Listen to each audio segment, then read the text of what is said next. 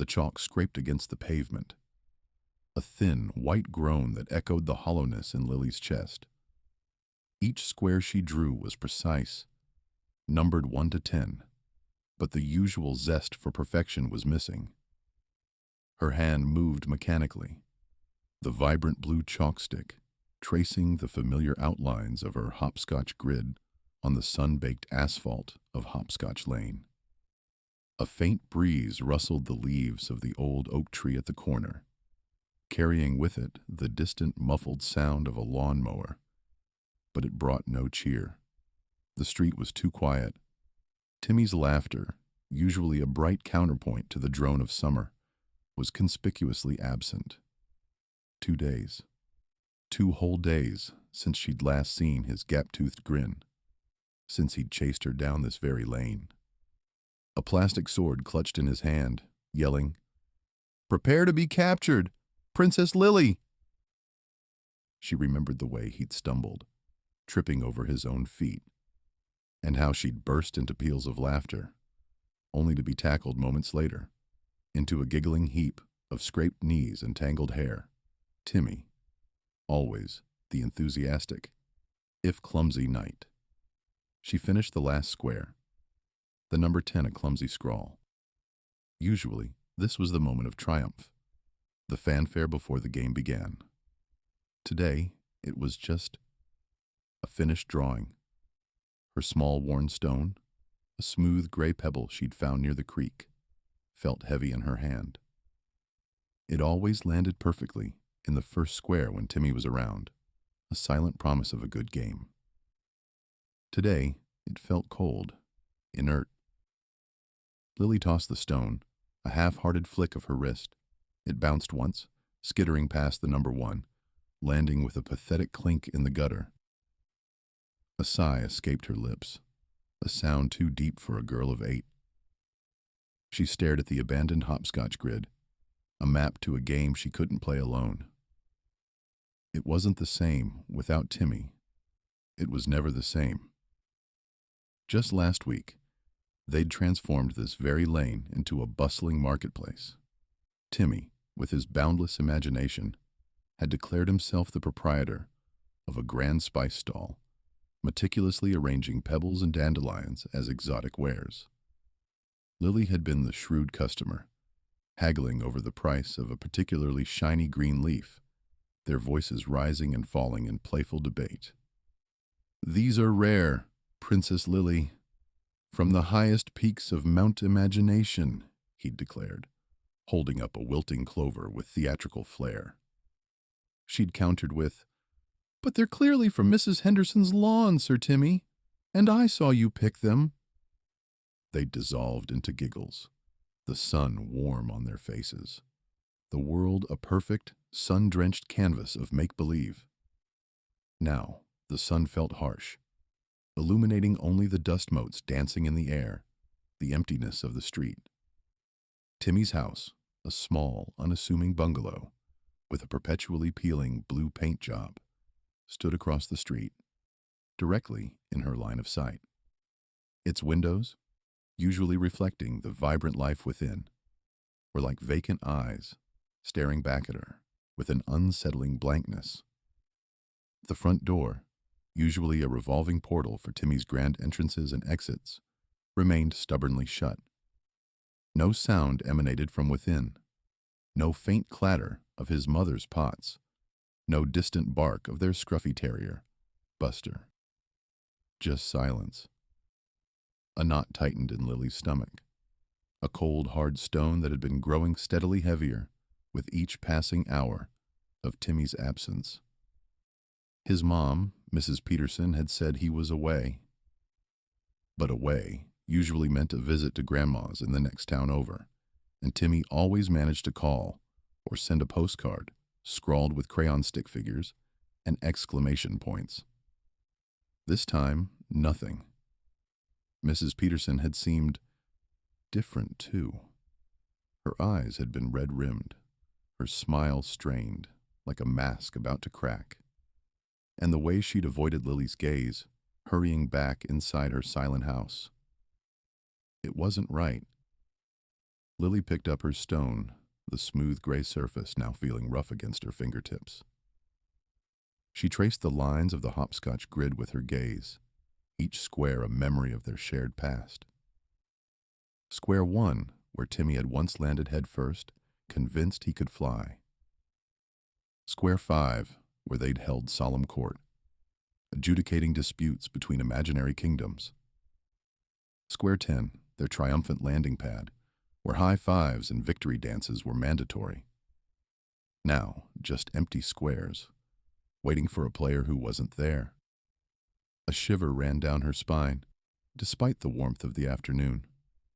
It wasn't a cold shiver, but one born of unease, of a nameless fear beginning to take root. Timmy was her best friend, her co-conspirator. In all things adventurous, they were a unit, a two-person army against the mundane world. Without him, the world felt fractured, its colors muted, its sounds muffled. She looked at Timmy's house again, a fresh ache blooming in her chest. The silence was too loud, the emptiness too vast. Something was wrong, and a brave, observant part of Lily, a part that always paid attention to the things others missed, knew it in her bones. The hopscotch grid, usually a symbol of joyful play, now felt like a stark monument to his absence, a silent testament to a missing friend. And as the sun began its slow descent, casting long, distorted shadows across Hopscotch Lane, Lily knew she couldn't just sit and wait. Not for Timmy. Not when her heart felt this heavy. The rocket ship sticker. The street's oppressive quiet shattered, not by childish laughter or the distant jingle of an ice cream truck, but by a low, guttural rumble. It vibrated through Lily's sneakers, a sound too heavy, too deliberate for their sleepy cul-de-sac. Her meticulously drawn hopscotch grid forgotten, a flicker of unease stirred in her stomach as she looked up. A car, black as a moonless night, crept down the street with disturbing slowness, a predator stalking its prey. Its dark windows mirrored the bright afternoon sky, vacant and unseeing.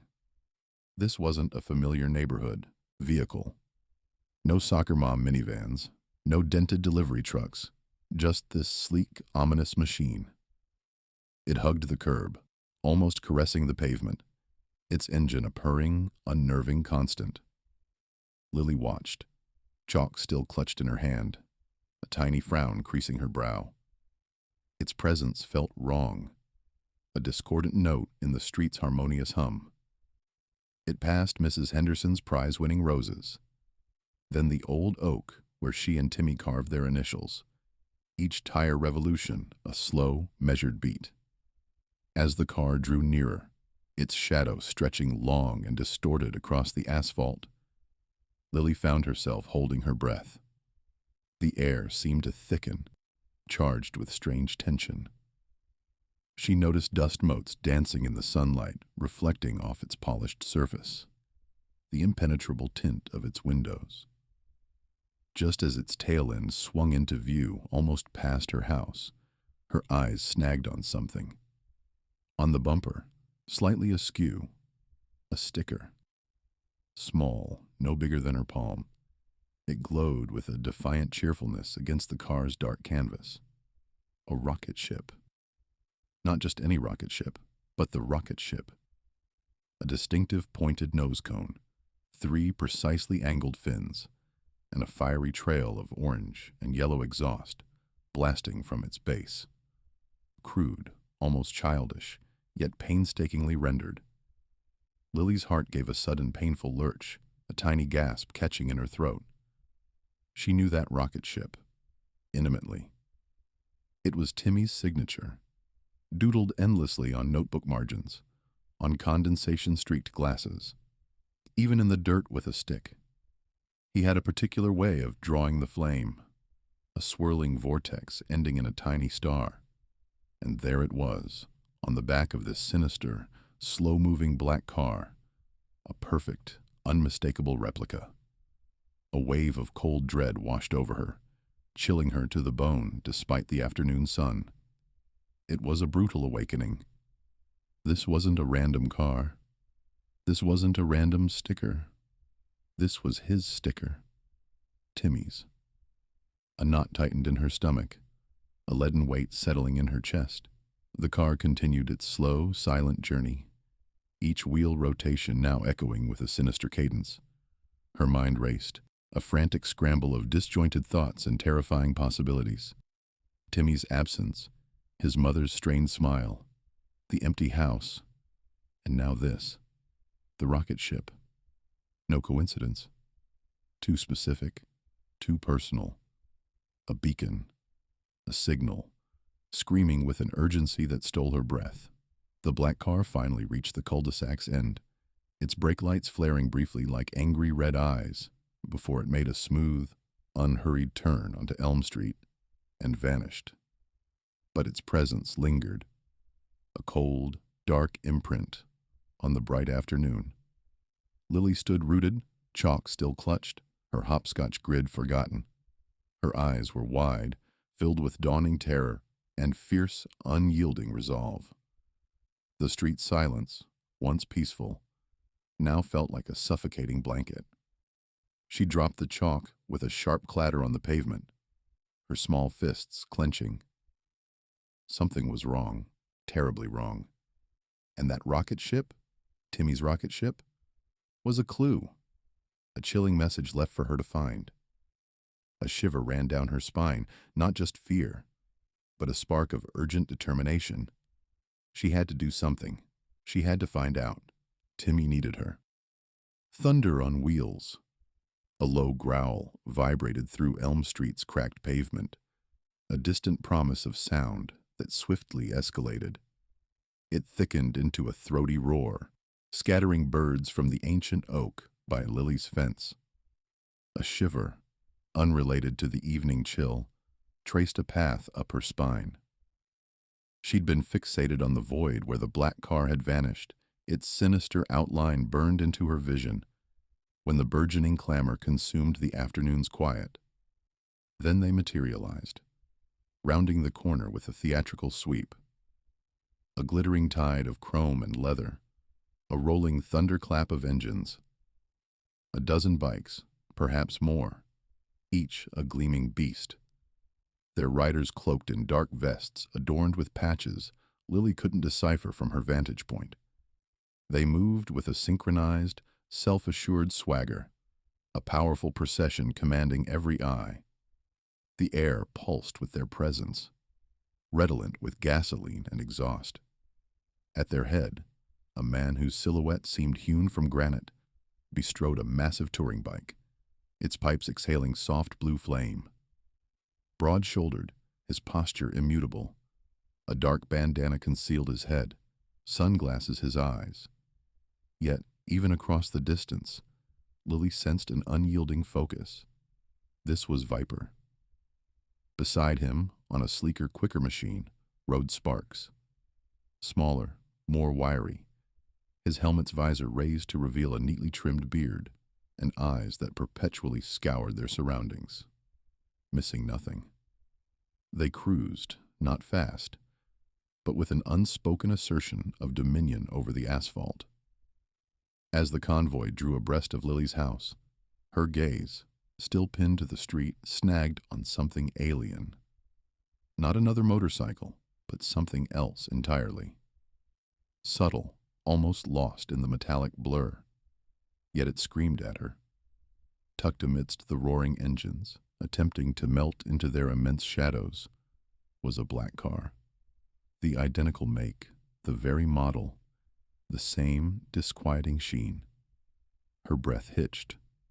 For a fleeting instant her mind resisted, insisting it was a trick of light, a cruel twist of fate. But then, as the car glided past, striving for inconspicuousness within the formidable escort, her eyes locked onto its rear bumper. There it was. A small, vivid splash of color against the dark metal. A crudely rendered rocket ship, its fiery exhaust trailing yellow and orange. Timmy's rocket. The one she'd glimpsed mere minutes ago, the one that had transmuted her gnawing dread into an icy, unshakable certainty. Her heart hammered against her ribs, a frantic drumbeat demanding action.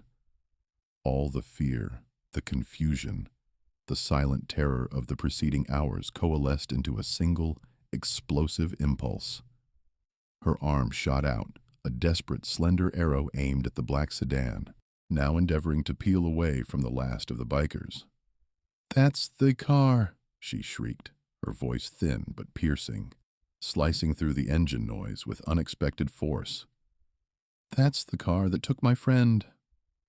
The engines seemed to hesitate, their roar momentarily faltering.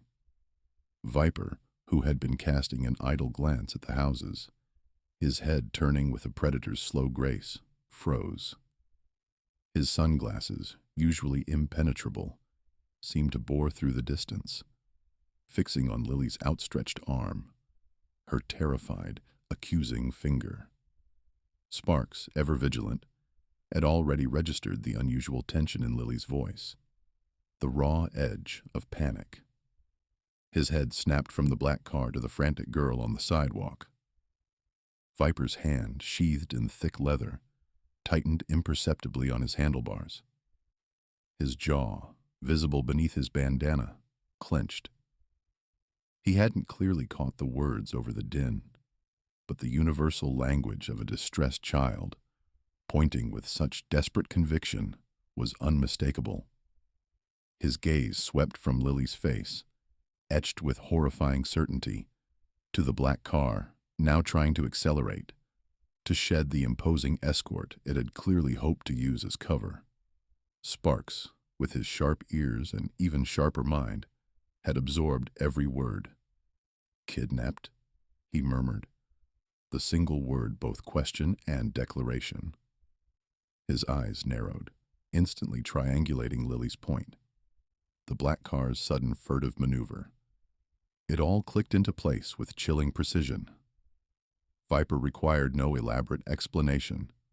He saw the shift in the black car's trajectory, its driver suddenly desperate to be elsewhere. He saw the raw, unadulterated terror in Lily's wide hazel eyes. He saw the rocket ship sticker, a childish scrawl on the ominous vehicle. A small child, a black car, a desperate cry. It was enough. Without a word, he flicked his wrist, a subtle signal understood only by the riders behind him. The engine's rumble, momentarily softened, deepened into a predatory growl.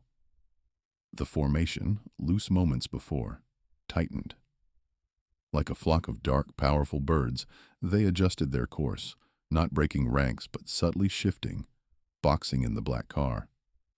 It had sought refuge among giants, and now those giants were closing their grip. The chase begins. Viper didn't need words. A subtle tilt of his head, a flicker of his gaze across the faces of his club brothers, was all it took. The message rippled through the assembled riders like a silent current. Engines, already rumbling with a contained power, deepened their growl, a collective beast stirring. Sparks, positioned to Viper's right, was the first to react, his Harley's front wheel lifting an inch off the asphalt as he spun the machine in a tight, practiced arc, the rear tire spitting a brief shower of gravel. The air vibrated with a primal energy, a symphony of finely tuned machinery, responding to a shared directive. Lily, still pointing, her small chest heaving with a mixture of fear and fierce triumph, watched as the menacing chrome and leather forms transformed. The casual, almost indolent presence of the bikers dissolved, replaced by an urgent, predatory focus. Their collective turn was a fluid, synchronized ballet of steel and muscle, a terrifying beauty in its precision. The black car, its rocket sticker now a mocking emblem of its sinister purpose, had already lurched forward, its tires squealing a desperate protest against the sudden acceleration. The driver, a shadowy figure glimpsed only in the briefest of flashes, clearly understood the shift in dynamics. The game had changed. Go! Go! Go! Go! Lily shrieked, her voice hoarse, her small hands still extended as if to physically propel them forward. Viper's own bike, the Widowmaker, responded with an explosive surge. The raw horsepower surged through his frame, a familiar rush that honed his senses. The world narrowed to the black car, its rapidly disappearing taillights the sole target. He saw sparks already peeling off to the right, a blur of motion intended to flank the fleeing vehicle. Other club members, without needing specific instructions, began to fan out, forming a loose arrowhead formation designed to box in their prey. The roar of the engines intensified, a thunderous declaration of intent that swallowed the smaller sounds of the street. The black car, a sleek, almost anonymous sedan, was deceptively fast. It weaved erratically, a panicked animal trying to shake off its pursuers. The driver, clearly not expecting such a swift and aggressive response, seemed to be aiming for the wider thoroughfare at the end of Elm Street, hoping to lose them in the burgeoning traffic of the main artery. Sparks, a veteran of countless impromptu chases, already had his radio mic clutched in his gloved hand. "Alpha to all units," he barked, his voice surprisingly calm amidst the cacophony. "We've got a runner. Black sedan, Rocketman sticker, southbound on Elm. Looks like a child abduction. Repeat, child abduction. Requesting immediate backup and traffic control ahead. Code red." His fingers flew across the comms panel, relaying their position and the vehicle's description with practiced efficiency.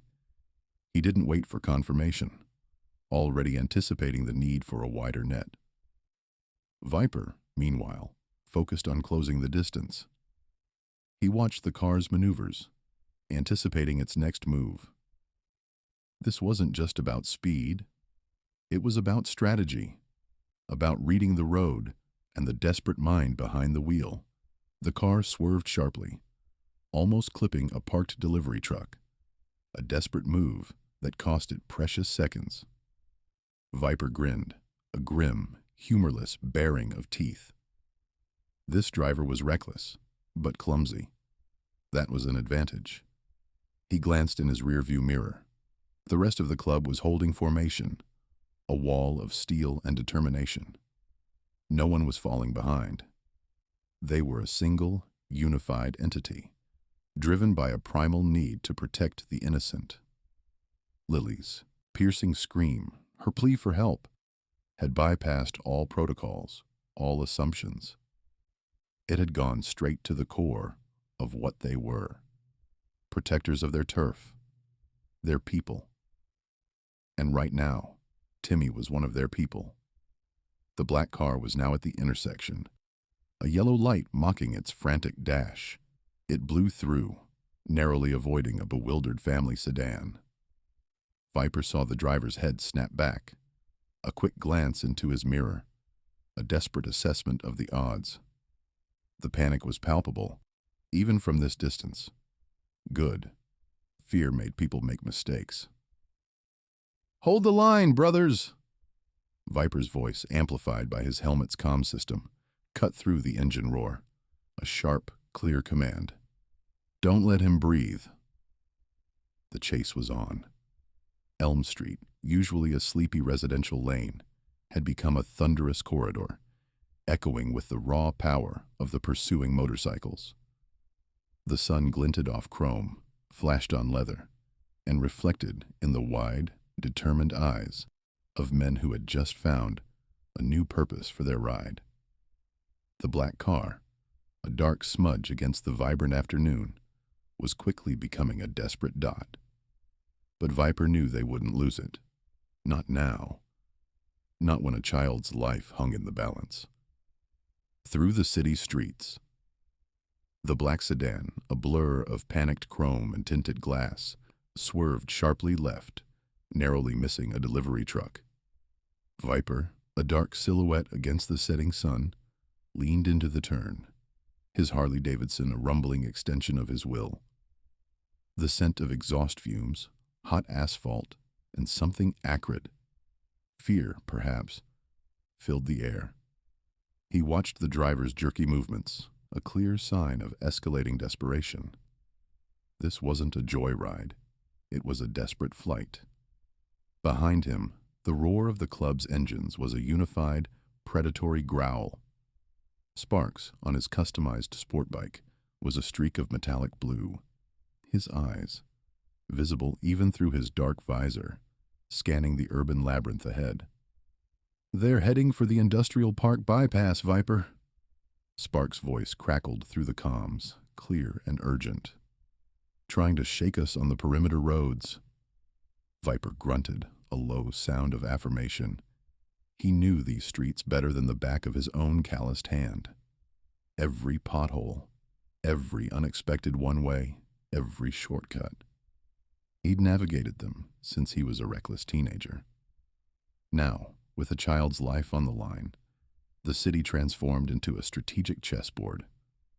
On the sidewalks, the mundane rhythm of evening rush hour shattered. Commuters stopped mid-stride, coffee cups forgotten. Shoppers emerging from stores paused, eyes wide, witnessing the impossible. A phalanx of roaring motorcycles, a cascade of leather and chrome, in relentless pursuit of a lone black car. Conversations died.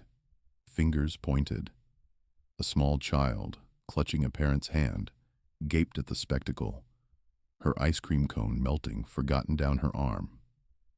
An old man, sitting on a bench, slowly rose, his weathered face a mask of disbelief as the wind from the passing bikes ruffled his sparse hair. The sedan cut through a yellow light, forcing a screeching taxi to slam on its brakes. Viper, anticipating the move, had already throttled up, weaving effortlessly between a sanitation truck and a sputtering compact. The bike was an extension of his thought, a precise instrument of pursuit. He saw the driver's head snap in his rearview mirror, a flicker of raw terror. Good. Let him feel it. Sparks, meanwhile, was already peeling off, a calculated deviation. "I know a cut-through, Viper," he announced. "Takes me right to the north end of the bypass. I'll box him in from the front if he maintains this speed." His voice was calm, almost detached, a stark contrast to the chaos unfolding around them. Sparks was a master of urban navigation, his mind a living GPS. He knew the alleyways, the service roads, the forgotten paths that could shave precious minutes off a journey. Viper didn't reply, just nodded, a slight movement within his helmet. He trusted Sparks implicitly. He adjusted his focus back to the black sedan, noting the slight wobble in its trajectory.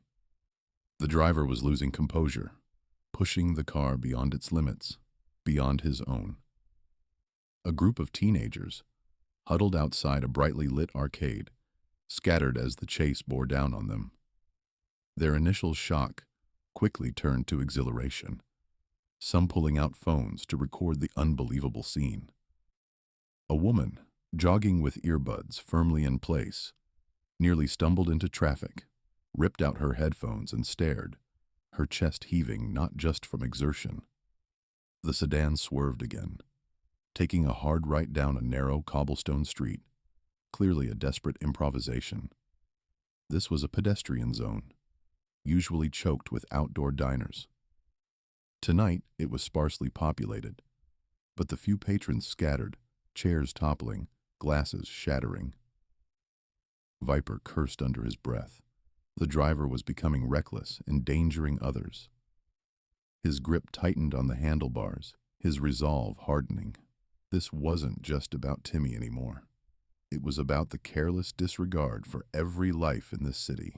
Sparks' voice returned, a triumphant note in its usual calm. "Got him, Viper. Exiting the bypass now. He's headed straight for me." Viper grinned, a grim, humorless baring of teeth. The trap was set. The city, once an escape route, was now a cage. The hunters had become the hunted. The trap is set. Viper's Harley, a low rumble of contained power, swung wide, cutting off the black sedan's last desperate attempt to veer right down a narrow alley. The driver, a shadow behind tinted glass, slammed on the brakes, the tires squealing in protest, leaving twin smears of rubber on the asphalt. Viper brought his bike to a halt, the front wheel a mere foot from the sedan's passenger side door, effectively pinning it. Behind him, the rest of the club executed a synchronized maneuver, honed by years of riding together. Bones and Reaper, on their custom choppers, fanned out, blocking the sedan's rear. Their bikes, larger and louder, created an impenetrable wall of chrome and roaring engines. Ghost, always the quiet enforcer, positioned his bike so close to the driver's side door that opening it would be impossible without scraping paint and likely skin. The air thrummed with the collective growl of their machines, a primal chorus of intimidation. Sparks, ever the strategist, had already dismounted. His phone was pressed to his ear, his voice calm, almost clinical, despite the adrenaline thrumming through the scene. "Yeah, this is Sparks. We've got him. Black sedan, tinted windows. License plate reads 3XN712. Corner of Elm and 4th, just off the old industrial park. Driver's contained. Looks like he's trying to disappear into his seat. No movement yet, but he's definitely feeling the heat."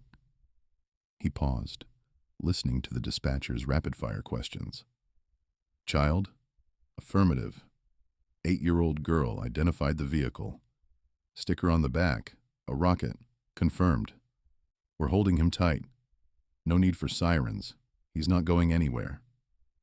Sparks glanced at Viper, who sat astride his Harley like a stone sentinel, his gaze unwavering, fixed on the driver's side mirror of the sedan.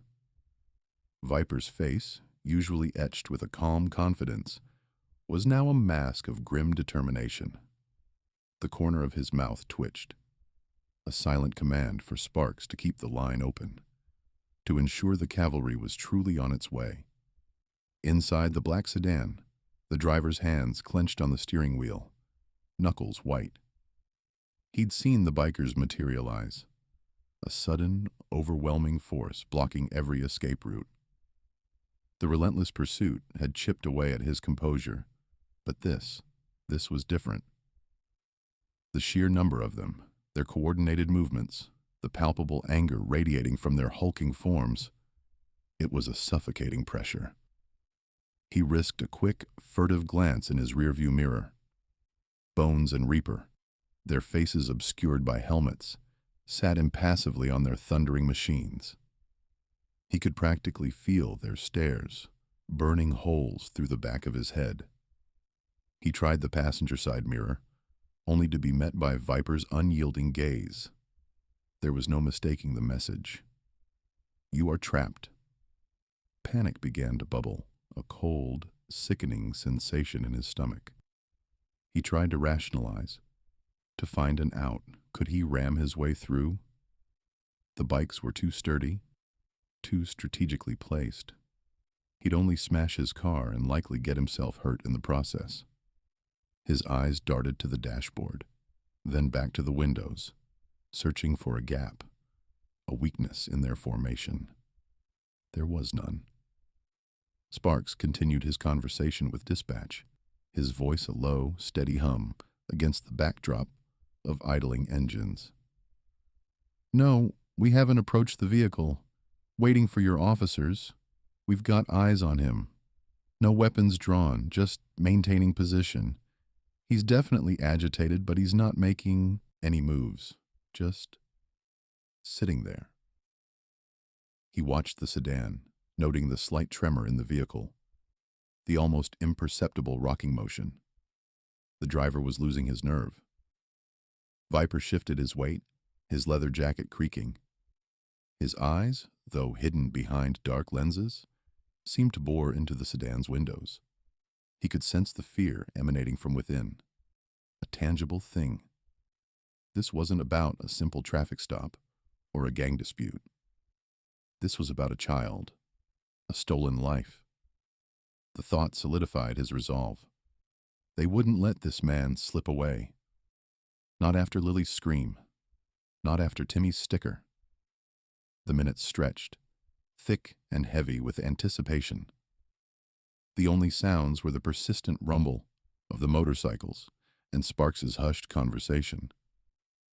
The city, usually a cacophony of sirens and horns, seemed to hold its breath.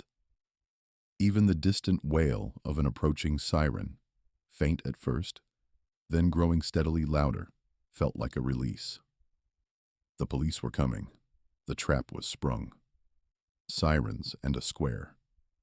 The oppressive hum of Viper's engine was suddenly joined by a new piercing shriek. Not the familiar wail of a factory siren, but the urgent, rising and falling cry of an approaching police cruiser. Then another and another, until the air vibrated with a dissonant chorus of emergency vehicles. Red and blue lights, previously distant blips in his rearview mirror, now pulsed with startling intensity, painting the asphalt ahead in a kaleidoscope of urgency. Viper glanced at Sparks, whose eyes, usually alight with a mischievous spark, were now narrowed, fixed on the black sedan that remained stubbornly trapped in their formation. Sparks gave a terse nod, a silent acknowledgement that the cavalry had arrived, and with them, an unpredictable element. The bikers had held the line, but now the dance was about to change. The first patrol car, a black and white blur, shot past the flanking motorcycles on the right. Its siren a banshee's shriek directly in Viper's ear. It positioned itself directly behind the sedan, its powerful spotlights illuminating the rear bumper. Another cruiser veered left, cutting off any potential escape through the narrow gap between the bikes and the sidewalk. The black car was a rat in a maze, and the walls were closing in, reinforced now by flashing lights and official authority. The driver of the sedan, previously a tense, rigid figure, began to visibly unravel. His head twitched from side to side, his hands gripping the steering wheel with white-knuckled desperation. He tried a sudden, frantic swerve to the right, a pathetic attempt to break free. But Viper's bike, a solid wall of chrome and steel, held its ground. The sedan scraped against the motorcycle's protective bars with a sickening screech of metal on metal, a sound that made Viper's teeth ache, but he didn't flinch. Sparks, too, maintained his position, his gaze unwavering, a silent, unyielding sentinel. The police cars, now a snarling pack, pressed in from all sides. Their sirens intensified, a deafening cacophony designed to disorient and intimidate. The black car, its options dwindling to zero, suddenly lurched forward, accelerating with a desperate, reckless abandon. The bikers, anticipating the move, adjusted their formation, maintaining the pressure. It was a high-stakes chess match, played at breakneck speed through the winding city streets. Then, a sudden sharp turn, unexpected even by Viper. The black car veered sharply to the left, tires squealing in protest, and burst into a wide open space. The police cruisers followed, their engines roaring, their tires biting at the asphalt. Viper and Sparks, their instincts honed by countless rides, instinctively followed, their motorcycles leaning into the turn with practiced ease. The open space was a town square, bustling with midday activity. Shoppers ambled, children chased pigeons, and street vendors hawked their wares. The sudden intrusion of screeching tires and blaring sirens sent a ripple of shock through the unsuspecting crowd. People scattered, their faces contorted in confusion and fear, their peaceful afternoon shattered by the violent arrival of chaos. The black car, now completely cornered, its path blocked by a decorative fountain and a row of planter boxes, screeched to a final, desperate halt. Its tires smoked, leaving angry black streaks on the cobblestones. The engine coughed, then died, leaving an abrupt, echoing silence in its wake, broken only by the persistent wail of the police sirens. Viper and Sparks brought their bikes to a controlled stop, flanking the sedan, their engines idling, a low, menacing growl. The police cruisers swarmed the square, their flashing lights casting an eerie, pulsating glow on the ancient stone buildings. Doors slammed as officers, their hands already on their holsters, spilled out of their vehicles. "Stay in the car! Hands where I can see them!" A voice boomed through a megaphone, amplified and distorted by the square's acoustics. The driver, a shadow of his former defiant self, slumped against the steering wheel, defeated.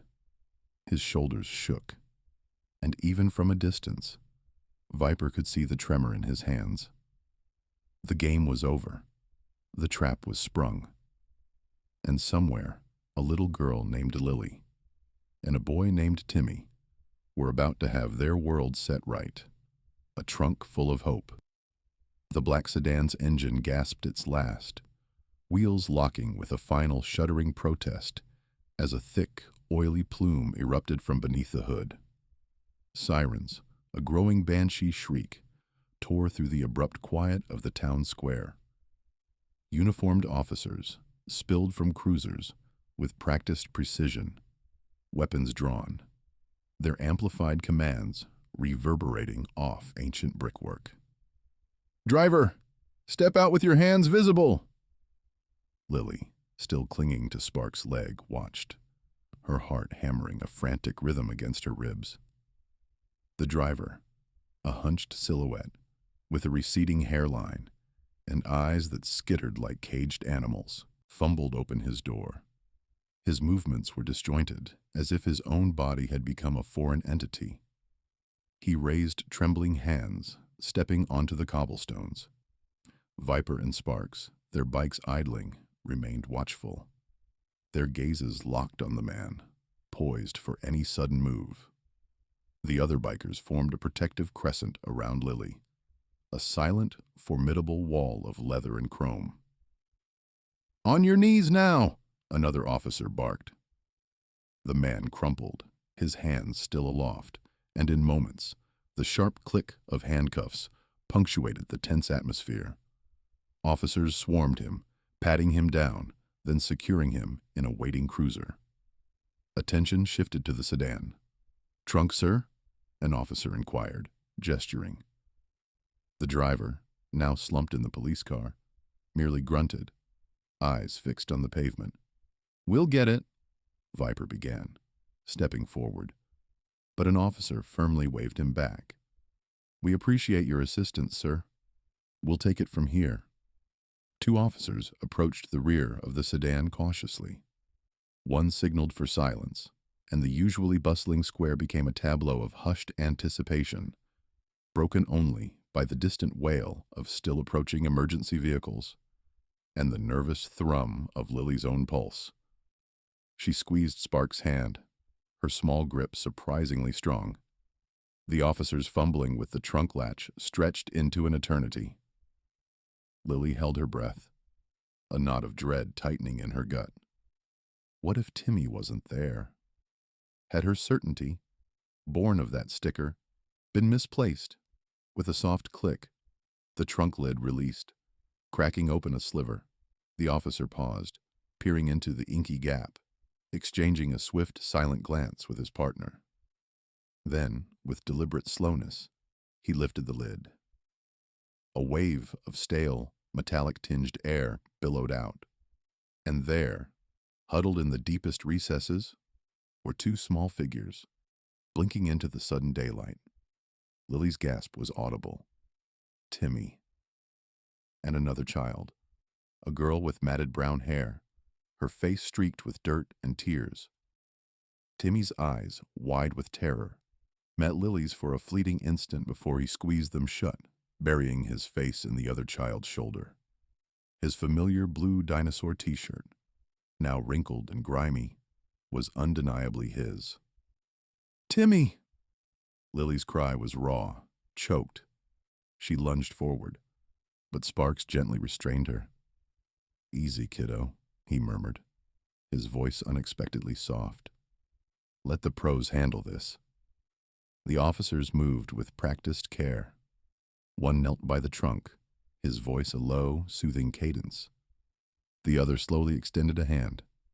The children, stiff and wary, flinched initially, but the officer's calm, reassuring tone prevailed. It's okay, kids. You're safe now. We're here to help.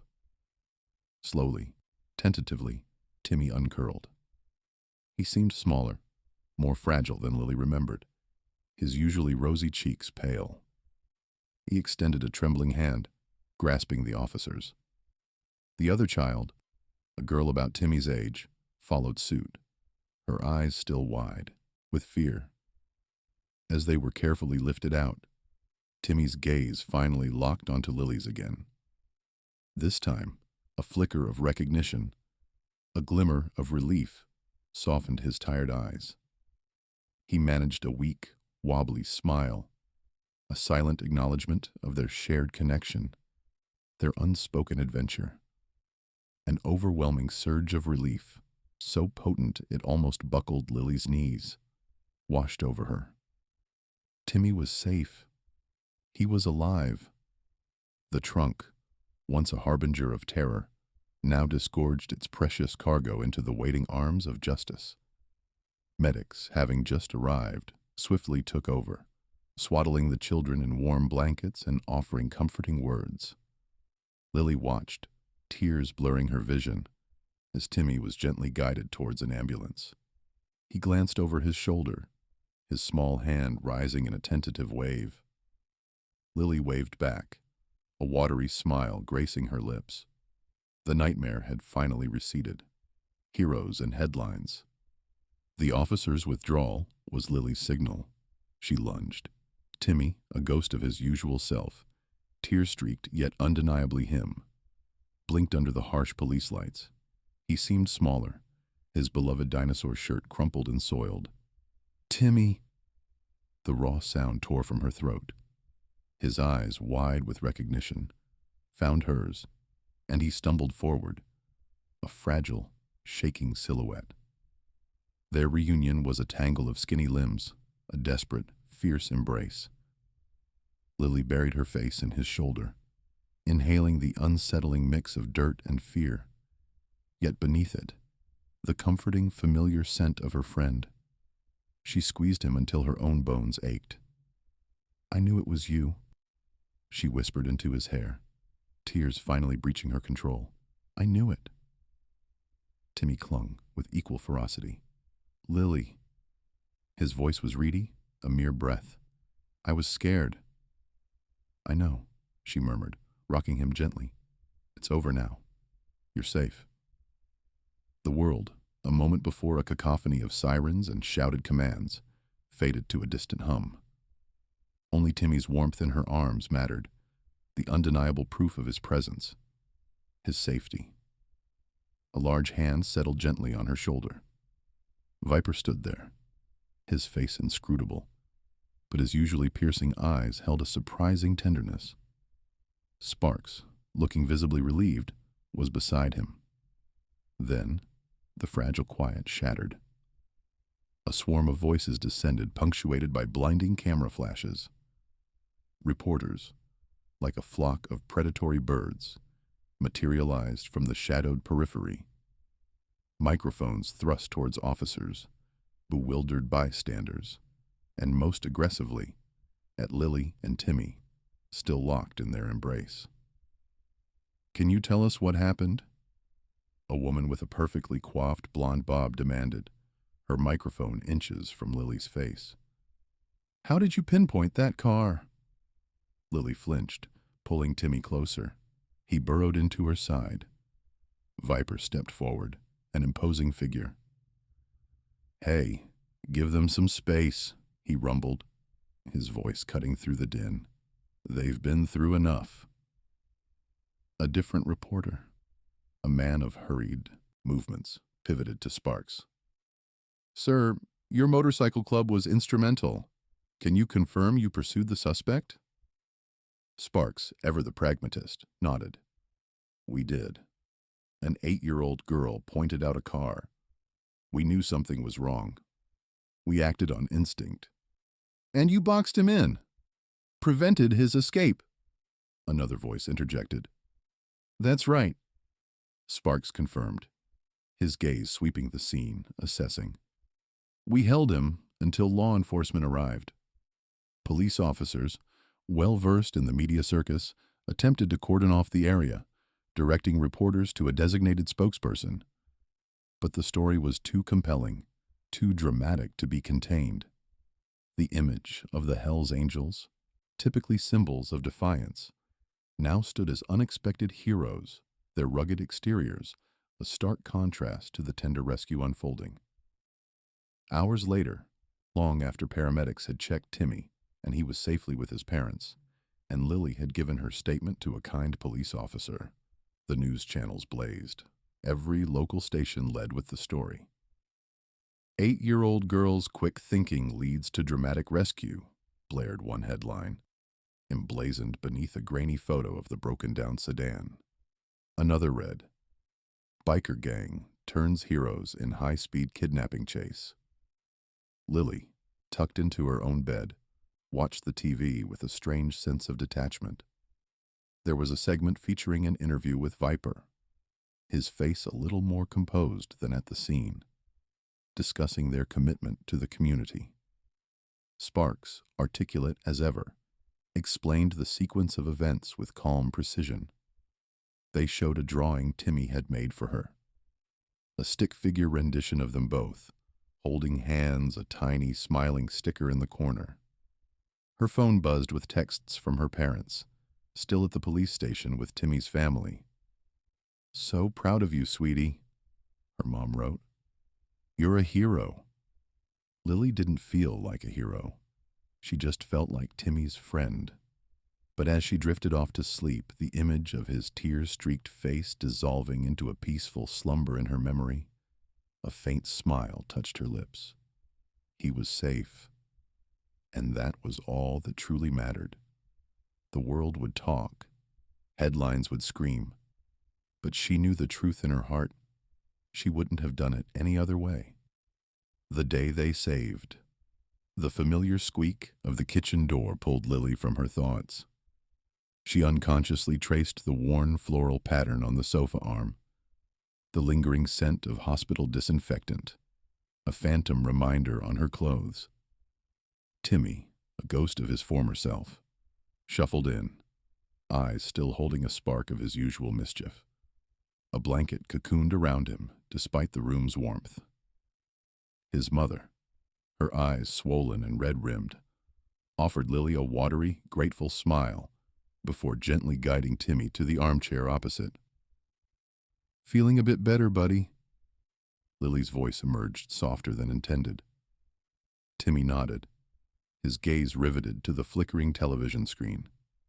A local news anchor, her voice hushed with reverence, narrated a montage of flashing police lights and the unmistakable rumble of motorcycle engines. Grainy footage showed Viper, his leather jacket catching the streetlights, gesticulating emphatically to an officer. Sparks, ever the picture of composure, directed traffic away from the cordoned-off vehicle in the background.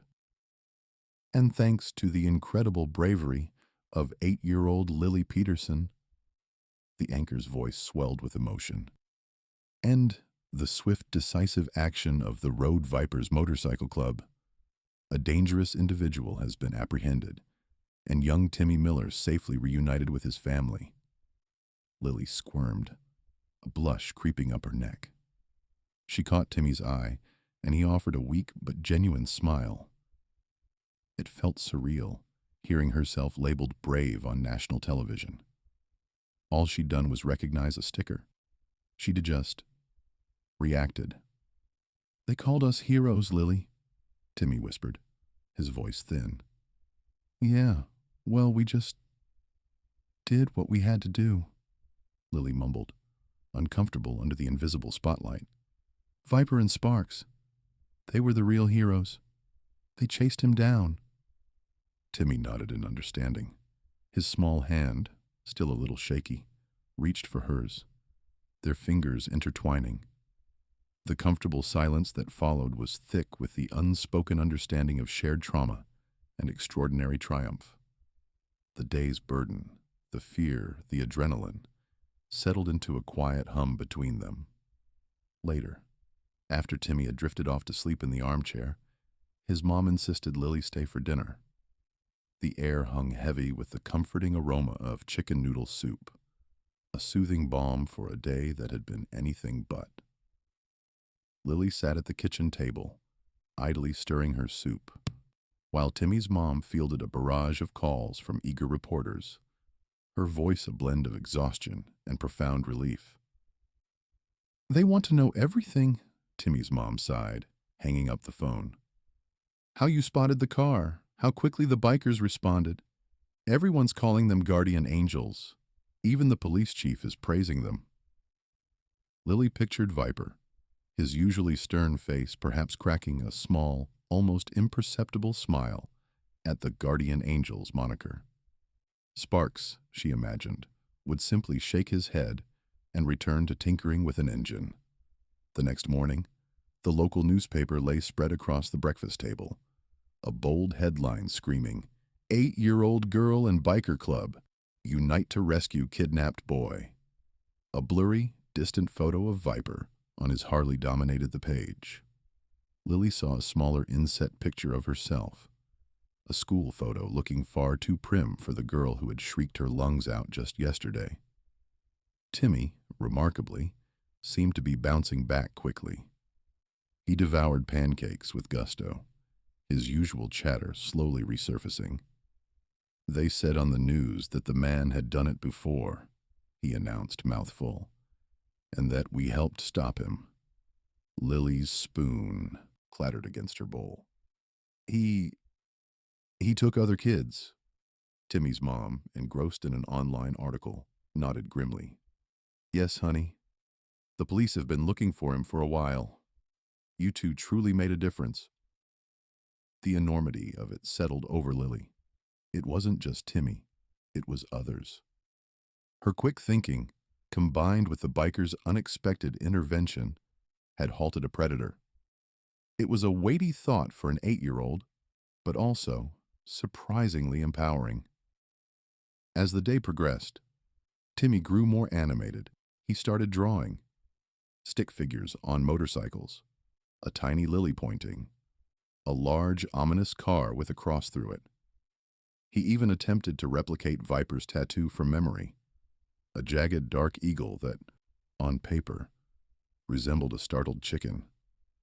"I'm going to tell everyone at school," Timmy declared, holding up his artwork, "about how you saved me, and how the bikers came and got him."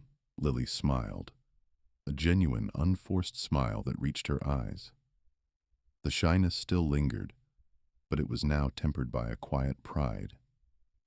She knew the truth, the real story, not just the one on the news. She knew the frantic thrum of her heart, the icy grip of fear, and how a group of rough-looking men on motorcycles had become her unlikely allies. As the afternoon sun cast long shadows across the living room, Timmy leaned against her, his small body a comforting weight. He pointed to his drawing. "We were heroes, Lily. We really were." Lily looked at the crude drawing, then at Timmy's trusting face. The world might call them heroes, and perhaps they were, in their own unique way. But for her, the greatest victory was simply having Timmy back, safe and sound, his imagination already churning out new adventures. They had faced something terrifying, and they had emerged from it together. And in that moment, she knew, with a certainty far beyond her years, that the memory of the day they saved would bind them forever.